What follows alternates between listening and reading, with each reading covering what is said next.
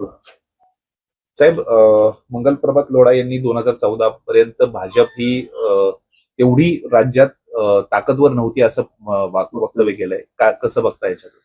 काल बघा मी देखील वाहिन्यांवरती आमचे मंत्रिमंडळातले सहकारी माननीय मंगलप्रभात लोढांचं एक वक्तव्य ऐकलं आणि त्यांनी हे स्पष्ट केलं त्यामध्ये की 2014 पर्यंत इतकी ताकदवान ही भाजप महाराष्ट्रामध्ये नव्हती, म्हणजे हे त्यांनी स्वीकारलं.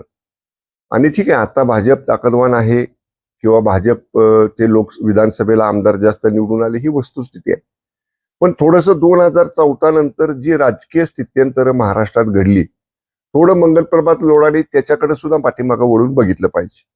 कारण 14 ते 19 जेव्हा भाजपचं आणि शिवसेनेचं सरकार होतं तेव्हा काय वस्तुस्थिती राज्यामध्ये होती हे आपण पाहिलं.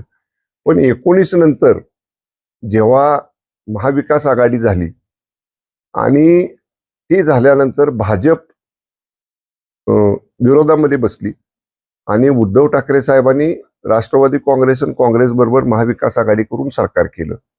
त्यावेळची काय होती परिस्थिती, तर पूर्ण ताकदवान ही राष्ट्रवादी काँग्रेस असेल हे करण्याचा प्रयत्न त्या महाविकास आघाडी सरकारमधनं झाला. नंतरच्या काळात जेव्हा आदरणीय एकनाथजी शिंदे साहेबांनी कडक भूमिका घेतली 2022ला आणि आम्ही 50 आमदारांनी आदरणीय एकनाथजी शिंदे साहेबांच्या नेतृत्वाखाली उठाव केला, तिथून खऱ्या अर्थानं स्थित्यंतर महाराष्ट्राच्या राजकीय परिस्थितीमध्ये झालं. आणि सत्तेच्या बाहेर असणारी भाजप ही आदरणीय शिंदे साहेबांच्या या निर्णयामुळं ही पुन्हा सत्तेमध्ये आली आणि त्याचा परिणाम झाला की आदरणीय शिंदे साहेबांनी 2.5 वर्ष मुख्यमंत्री म्हणून जे राज्यामध्ये काम केलं ते महायुती म्हणूनच केलं. आम्ही मंत्रिमंडळामध्ये आदरणीय शिंदे साहेबांचे होतो.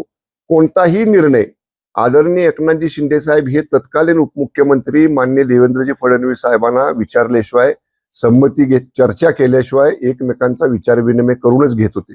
आणि महायुती भक्कम करायचं काम आदरणीय एकनाथजी शिंदे साहेबांनी केलं. आणि आपण बघितलं असेल की शिंदे साहेबांची गती, शिंदे साहेबांची वेगवान कामाची पद्धत, जागेवर निर्णय घ्यायची क्षमता, त्यामुळं महायुतीला जे प्रचंड यश 2024ला मिळालं त्याचं विधानसभेला, त्याचं ते कारण आहे.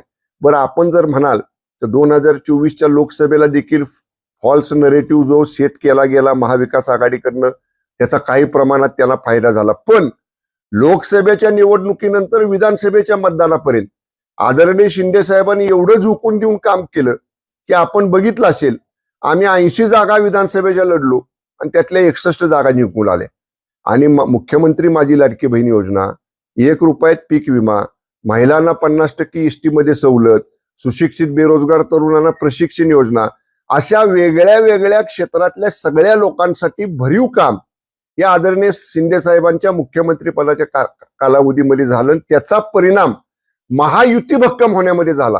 त्यामुळं मला मंगलप्रभात लोढा साहेबांनी एक सांगायचे की तुम्ही म्हणताय ती वस्तुस्थिती आहे, 14 पर्यंत भाजप एवढी ताकदवान नव्हती, पण 22ला आदरणीय शिंदे साहेबांनी जी भूमिका घेतली त्या भूमिकेमुळे भाजप सत्तेमध्ये आलं, भाजपला सत्तेमध्ये चांगला वाटा मिळाला.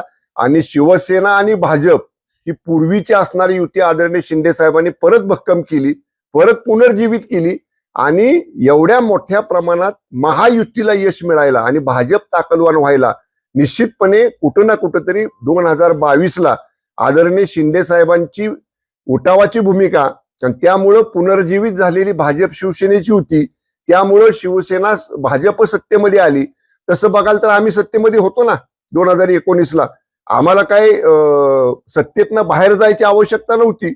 बरं, पुढं काय होणार आहे, बहुमत होणार आहे का नाही, आमदारकी टिकणार आहे का नाही, हे असलं काय आम्ही विचार केला नाही.